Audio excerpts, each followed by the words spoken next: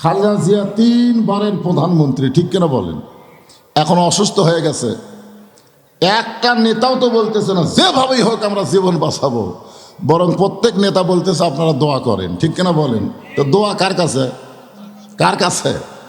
কোন নেতার কাছে? আল্লাহর কাছে। তার মানে বোঝা গেল জীবন এবং মৃত্যুর মালিককে। আল্লাহ বললেন, আল্লাযী খালাকাল মাউতা ওয়াল হায়াতা লিয়াবলুয়াকুম আইয়ুকুম আহসানু আমালা ওয়া হুয়াল আজিজুল গফুর। মৃত্যু এবং হায়াতকে সৃষ্টি করছেন কে? এমনি এমনি এমনি এমনি যে দুনিয়াতে যাও, দুনিয়াটা মস্ত বড়, খাওয়া দাওয়ার ফুর্তি মারো নাকি? আর বেহেশতের বাগানে সবাই বসতে পারবে না, আল্লাহ যাদেরকে চাবেন। আল্লাহ কোরআনে বলেছেন, মা আসাবাকা মিন হাসানাতিন ফামিন আল্লাহ। বান্দা বান্দির দ্বারা যখন কোনো ভালো কাজ হয়, এ কাজ বান্দা বান্দি করে না, বরং আল্লাহ করায়।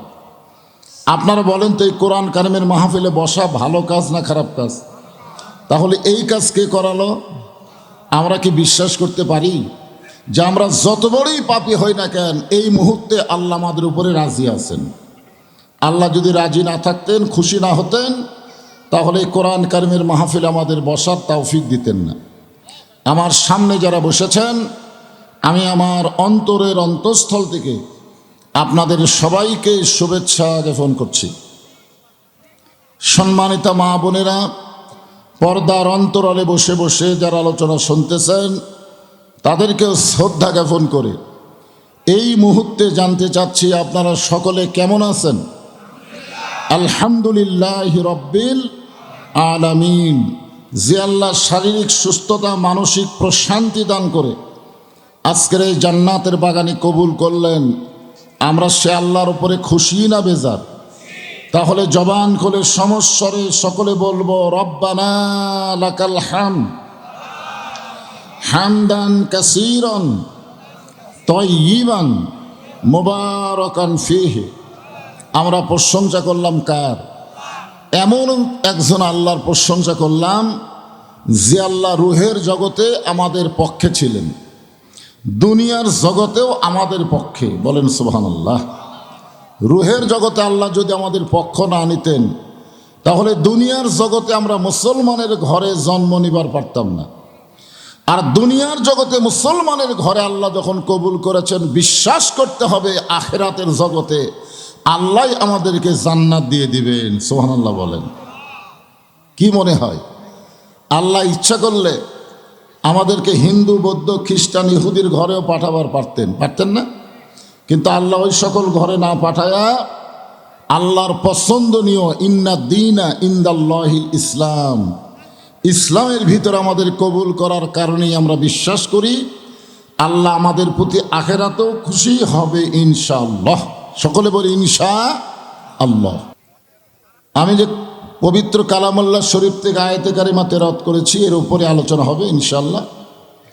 আগে আপনাদের কাছে আমার একটা সাধারণ ধারণা নিতে চাই। আপনারা যে কোরআন থেকে আলোচনা শুনবেন, এ কোরআনে কোনো সন্দেহ? সবাই এক বাক্যে বলেন, সন্দেহ আছে? আল্লাহ কোরআনের প্রথমেই বললেন, যালিকাল কিতাবু লা রাইবা ফীহি হুদাল্লিন। এখানে হুদাল্লিন নাস বললে পাইকারি হারে সবাই আল্লাহর কোরআন থেকে হেদায়েত পেত, কিন্তু আল্লাহ তাআলা হুদাল্লিল মুত্তাকিন বলে পক্ষ নিয়েছেন। সবাই কোরআন থেকে হেদায়েত পাবে না, কেবলমাত্র মুত্তাকি বান্দা বান্দি যারা আল্লাহর কোরআন থেকে হেদায়েত পাবে তারা। কত বড় মারাত্মক কথা! কারণ আবু জেহেল তো কোরআন শোনার দিক দিয়ে 1 নম্বর ছিল, ঠিক কিনা বলেন? আবু জেহেলকে কোরআন শোনেনি, বরং দাঁড়ায়া দাঁড়ায়া সারা রাত কোরআন তেলাওয়াত শুনছে এবং কোরআনের পক্ষেও কথা বলেছে আবু জেহেল, যে এত সুন্দর কোরআনের বাণী, রাতটা কোন দিক দিয়ে গেল আমি বুঝবারই পারিনি। দেখছেন, এত সুন্দর কোরআনের বাণী, রাতটা কোন দিক দিয়ে গেল আমি বুঝবারই পারিনি। তা আবু সুফিয়ান বলে, নেতা, যেই কোরআন শুনতে রাত কোন দিক দিয়ে যায় বোঝা যায় না, সেই কোরআন ধরলে অসুবিধা কি? আবু জেহেল বলতেছে, এই কোরআনকে যদি আমরা গ্রহণ করি, তাহলে এই দুনিয়াতে ভুয়া নেতৃত্ব চলবে না, আসল নেতা হয়ে যাবে আব্দুল্লাহর এতিম পোলা। জোরে কোন সুবহানাল্লাহ। আজও বাংলাদেশে যারা ভুয়া নেতৃত্ব দিবার চায় তারাই কিন্তু কোরআনের বিরুদ্ধচারণ করে। জোরে কোন কথা ঠিক কিনা? আপনারা কখনোই মনে করবেন না যে আল্লাহ কোরআন শুধু ওয়াজের জন্য দিয়েছে, বক্তারা ওয়াজ করবে শ্রোতারা শুনবে, এর বেশি কোনো কাজ নাই। এই জন্য আল্লাহ কোরআন দেয়নি। আল্লাহ কোরআনকে লক্ষ্য করে বলেন, অনুনাজ্জিলু মিনাল কুরআনি মা হুয়া শিফাউ ওয়া রাহমাতুল লিল মুমিনিন। এখানেও আল্লাহ তাআলা পক্ষ নিলেন মুমিনদের জন্য। যখন কার জন্য? রহমত এবং শিফা স্বরূপ মুমিনদের জন্য আল্লাহ কোরআনকে নাজিল করেছেন। আমার সামনে যারা বসে আছেন আমরা সবাই কি মুমিন? জোরে কারণ আমরা সবাই কি? এই মুমিনদেরকে লক্ষ্য করে আল্লাহ বলতেছেন, ইয়া আইয়ুহাল্লাযীনা আমানু, যারা আমাকে বিশ্বাস স্থাপন করেছ। এই বিশ্বাস সম্পর্কে সাহাবীরা আল্লাহর নবীকে বললেন, হুজুর আমরা জানতে চাই ঈমান কি, মুমিন কি, বিশ্বাস কি? আল্লাহ রাসূল বললেন, ইকরার বিল লিসান, তাসদিকু বিল জিনান, আমল বিল আরকান। এরই নাম হলো ঈমান। শুধুমাত্র মুখে মুখে আল্লাহ আল্লাহ বললে হবে না, আল্লাহকে কলিজার মধ্যে জায়গা দেওয়া লাগবে। ঠিক কিনা বলেন? মুখে কলেমা পড়ার বহু মানুষ আছে, কিন্তু কলেমাকে, বিশ্বাসকে কলিজার মধ্যে জায়গা দেওয়ার মানুষ খুবই কম। একে বলা হয় তাসদিক বিল জিনান। কলিজার মধ্যে যখন ঈমানের জায়গা হবে, ওই মানুষের কাছে জীবনের চাইতে ঈমানের দাম বেশি হবে। ওই মানুষ কখনোই বলবে না জীবন বাঁচান ফরজ, বলবে ঈমান বাঁচান ফরজ। আপনার বলেন তো, আমাদের জীবন বাঁচান ফরজ না ঈমান বাঁচান ফরজ? বর্তমান বাংলাদেশের পরিবেশে কোনটা ফরজ? ঈমান না জীবন? আমরা যতই চেষ্টা করি আমাদের জীবন কিন্তু আমরা বাঁচাবার পারবো না, যত চেষ্টা করেন। খালেদা জিয়া 3 বারের প্রধানমন্ত্রী, ঠিক কিনা বলেন? এখন অসুস্থ হয়ে গেছে। একটা নেতাও তো বলতেছে না যেভাবেই হোক আমরা জীবন বাঁচাবো, বরং প্রত্যেক নেতা বলতেছে আপনারা দোয়া করেন। ঠিক কিনা বলেন? তো দোয়া কার কাছে? কার কাছে? কোন নেতার কাছে? আল্লাহর কাছে। তার মানে বোঝা গেল জীবন এবং মৃত্যুর মালিককে। আল্লাহ বললেন, আল্লাযী খালাকাল মাউতা ওয়াল হায়াতা লিয়াবলুয়াকুম আইয়ুকুম আহসানু আমালা ওয়া হুয়াল আজিজুল গফুর। মৃত্যু এবং হায়াতকে সৃষ্টি করছেন কে? এমনি এমনি এমনি এমনি যে দুনিয়াতে যাও, দুনিয়াটা মস্ত বড়, খাওয়া দাওয়ার ফুর্তি মারো নাকি? এখন আমরা দুনিয়াতে আসার পরে আমরা অনেকেই দুনিয়া থেকে যাওয়ার কথা ভুলে যাই, যার কারণেই আমাদের দ্বারা অন্যায় অপকর্ম বেশি হয়। ঠিক কিনা বলেন? প্রত্যেকটা ধাপে ধাপে আমাদের হায়াতকে অতিক্রম করে আমরা কিন্তু মৃত্যুর দিকে অগ্রসর হচ্ছি। যতই চেষ্টা করেন আমাদের দিন দিন হায়াত বাড়তেছে না কমতেছে? কথাই বল, কথা কন, বাড়তেছে না কমতেছে? সবাই বলে বয়স বাড়ে, আমি বলি কমে রে। মনে করেন 50-60 বছর হায়াত নিয়ে আমরা এসেছি, আজকের দিনকে হায়াতের থেকে মাইনাস হলো না যোগ হলো? মাইনাস হয়ে গেল। তার মানে বোঝা গেল আমাদের হায়াতের একটা দিন শেষ। এই জন্য আল্লাহ বললেন খলাকাল মাউতা, আগে মৃত্যুর কথা বললেন, তারপরে বললেন অল হায়াতা। মৃত্যু এবং হায়াতের স্রষ্টা হলেন আল্লাহ। লিয়াবলুয়াকুম, তোমাদেরকে পরীক্ষা করা হবে, আইয়ুকুম আহসানু আমালা, সুন্দর আমলের পরীক্ষা হবে। কি আমল? কথা বলে না, সুন্দর আমল। আমাদের বাংলাদেশে বহু কাজ হচ্ছে, আমল মানে কাজ, কিন্তু সুন্দর হচ্ছে না। সুন্দর এই কোরআনের মাহফিলে বসারও একটা সৌন্দর্য আছে, আছে না নাই? জোরে করা আছে না নাই? এখানে আসলেন, হাট বাজারের মতন হো করলেন, কিছুক্ষণ দাঁড়া থাকলেন, চলে গেলেন, তাহলে হলো? এখানে আসার পরে সুন্দরভাবে বসতে হবে। এই যে আপনারা এদের মাঝে ফাঁকা রাখছে, মনে করছেন যে বিশাল একটা প্যান্ডেল করছে, তো এই প্যান্ডেলে এত লোক কোত্থেকে আসবে? কিছুক্ষণ পরে দেখবেন যে আর বসারে জায়গা হচ্ছে না। এই জন্যে সুন্দর করার জন্যে যার সামনে ফাঁকা আছে আল্লাহর হস্তে একটু জিকির করেন আর সামনের দিকে চাপেন। কি রাজি আছেন? পিছন দিকে তাকান লাগবেন। আমি যা বলতেছি সেটা শুনে যার সামনে ফাঁকা আছে আল্লাহর হস্তে মাহফিলের সৌন্দর্য রক্ষা করার জন্য জিকিরের তালে তালে সামনে চেপে বসেন। লা ইলাহা ইল্লাল্লাহ। লা, আমি বলছি জিকিরের তালে তালে জিকির করবেন না। ইয়া আইয়ুহাল্লাযীনা আমানু উযকুরুল্লাহা যিকরান কাসীরা।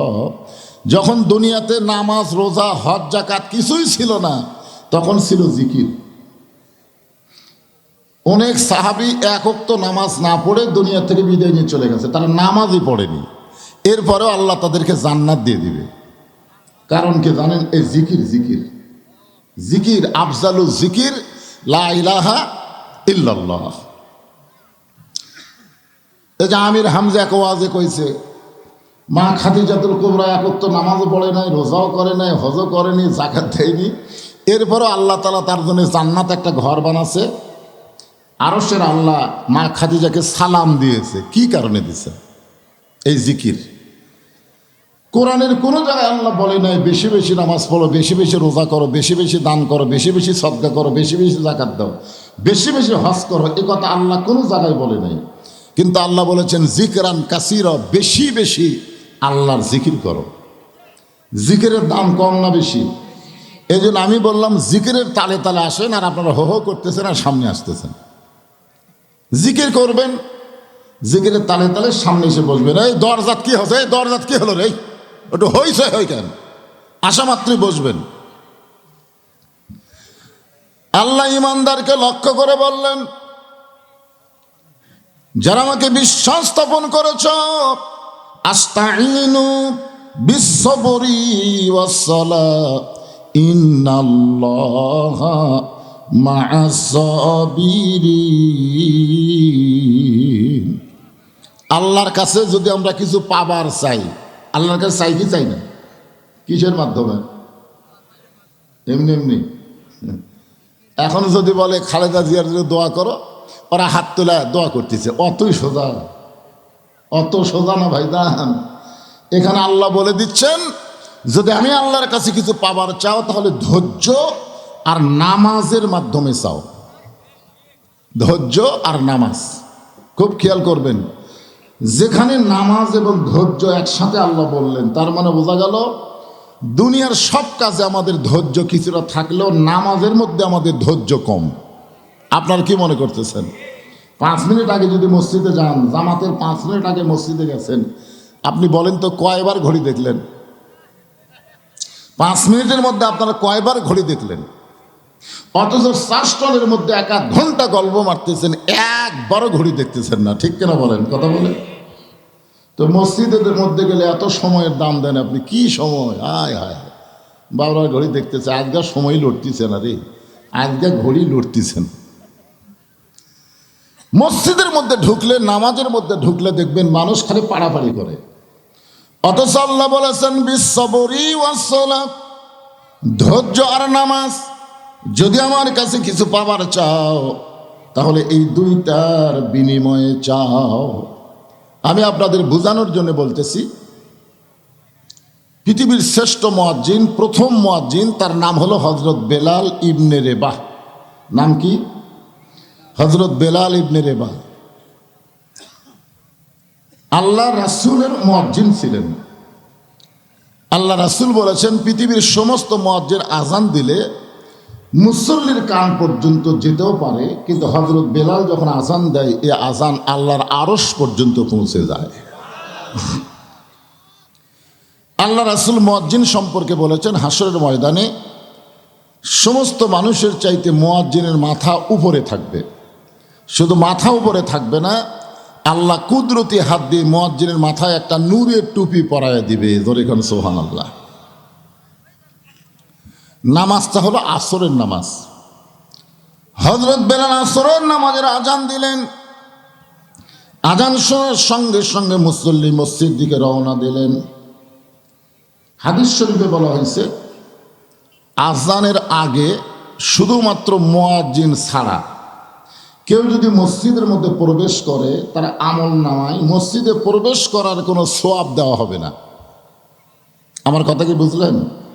আজান দেওয়ার আগে শুধুমাত্র ইল্লা মুয়াজ্জিন ছাড়া কোনো মুসল্লি যদি মসজিদে প্রবেশ করে, মসজিদে প্রবেশ করার কোনো সোয়াব আল্লাহ তাকে দিবে না। সোয়াব নিতে গেলে আজান দেওয়ার পরে ঢোকা লাগবে। কখন ঢোকা লাগবে? আজান দেওয়ার পরে।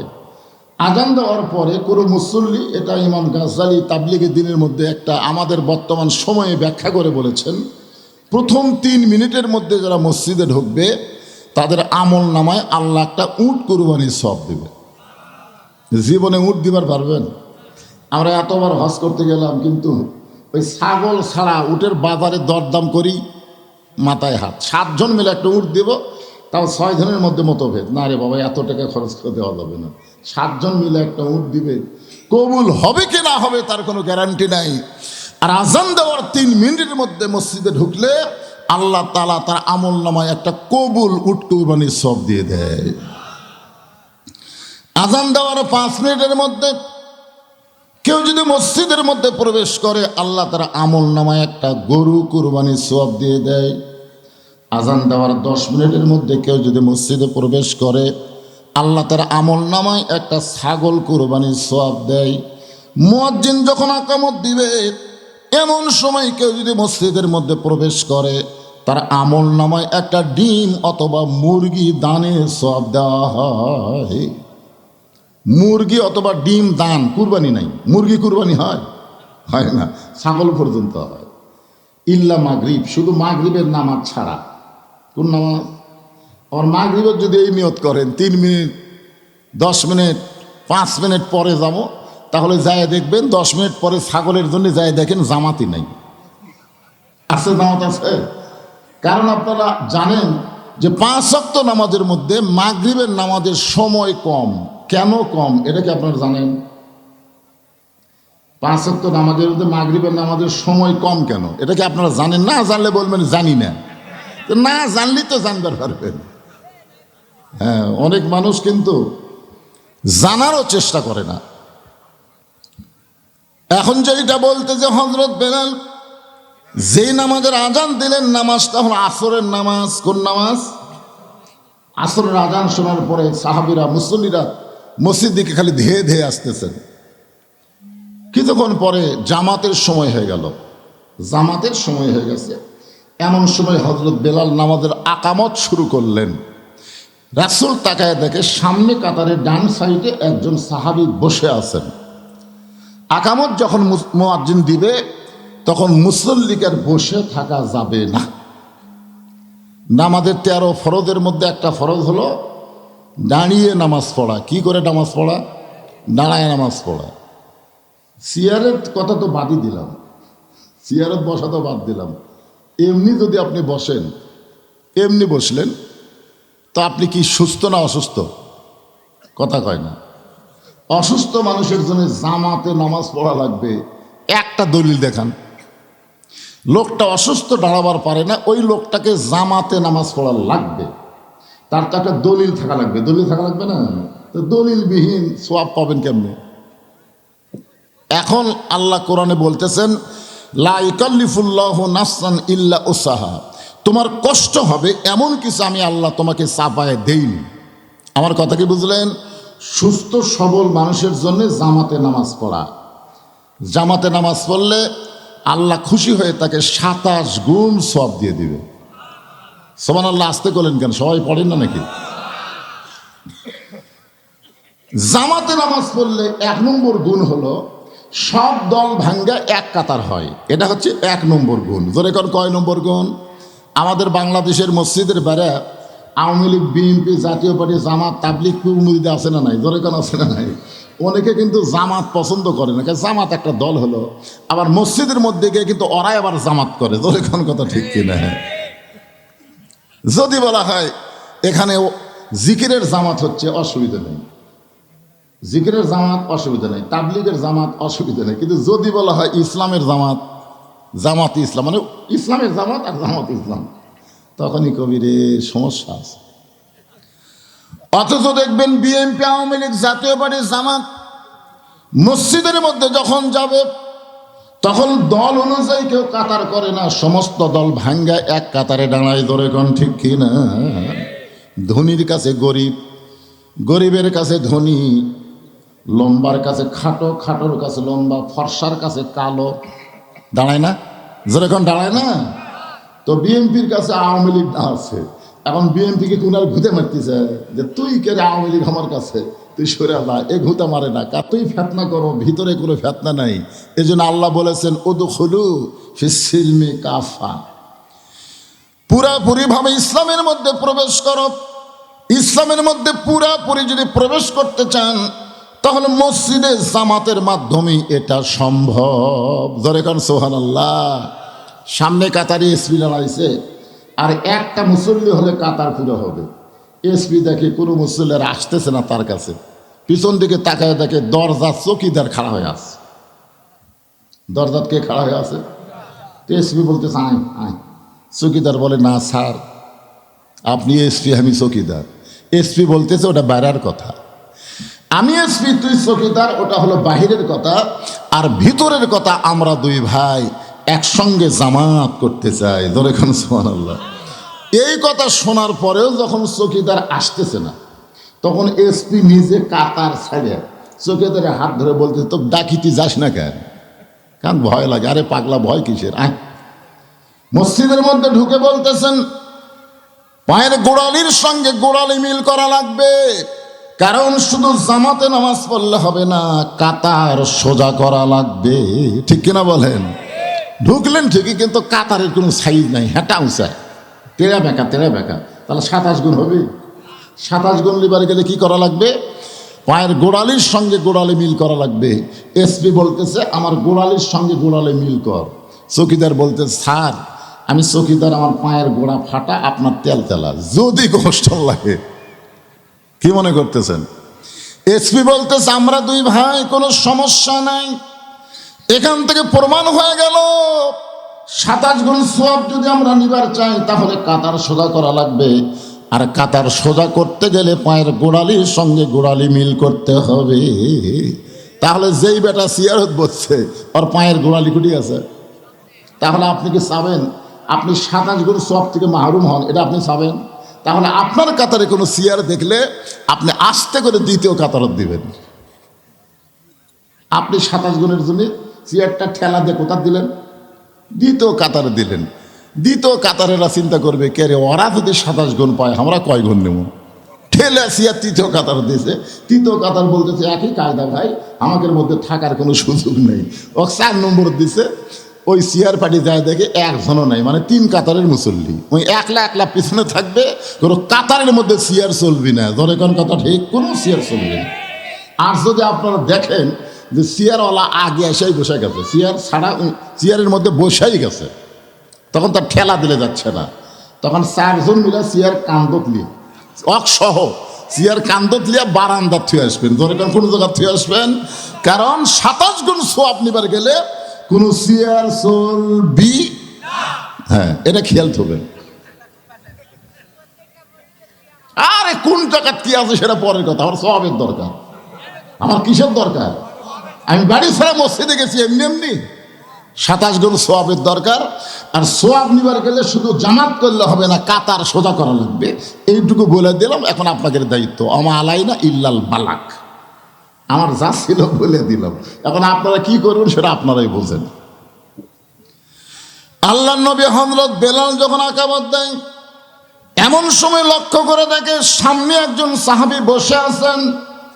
আকামত শুরু হয়ে গেছে, এমন সময় বসে আছেন। রাসূল বললেন কুমু লিল্লাহি কানিতিন।